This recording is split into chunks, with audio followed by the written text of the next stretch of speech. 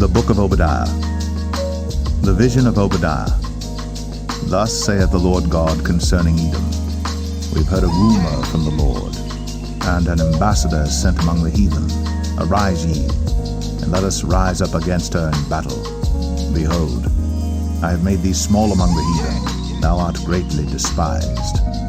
The pride of thine heart hath deceived thee, thou that dwellest in the clefts of the rock, whose habitation is high, that saith in his heart, Who shall bring me down to the ground? Though thou exalt thyself as the eagle, and though thou set thy nest among the stars, thence will I bring thee down, saith the Lord. If thieves came to thee, if robbers by night, how art thou cut off?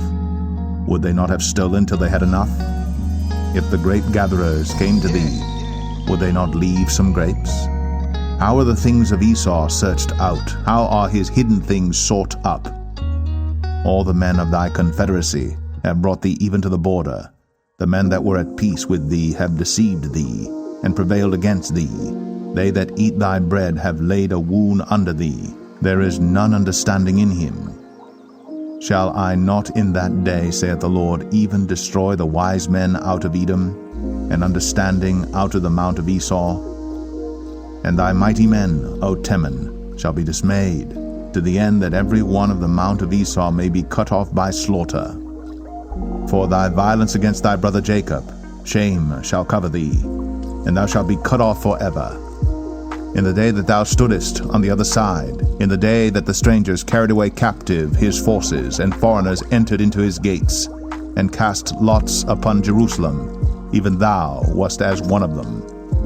But thou shouldst not have looked on the day of thy brother in the day that he became a stranger, neither shouldst thou have rejoiced over the children of Judah in the day of their destruction, neither shouldst thou have spoken proudly in the day of distress.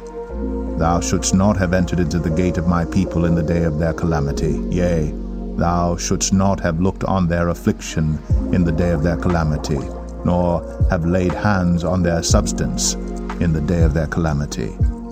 Neither shouldst thou have stood in the crossway to cut off those of his that did escape. Neither shouldst thou have delivered up those of his that did remain in the day of distress. For the day of the Lord is near upon all the heathen. As thou hast done, it shall be done unto thee. Thy reward shall return upon thine own head. For as ye have drunk upon my holy mountain, so shall all the heathen drink continually. Yea, they shall drink, and they shall swallow down, and they shall be as though they had not been. But upon Mount Zion shall be deliverance, and there shall be holiness, and the house of Jacob shall possess their possessions. And the house of Jacob shall be a fire, and the house of Joseph a flame, and the house of Esau for stubble.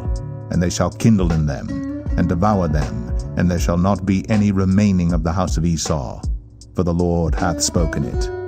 And they of the south shall possess the mount of Esau, and they of the plain the Philistines, and they shall possess the fields of Ephraim, and the fields of Samaria, and Benjamin shall possess Gilead. And the captivity of this host of the children of Israel shall possess that of the Canaanites, even unto Zarephath, and the captivity of Jerusalem, which is in Sepharad, shall possess the cities of the south. And saviors shall come up on Mount Zion to judge the mount of Esau, and the kingdom shall be the Lord's.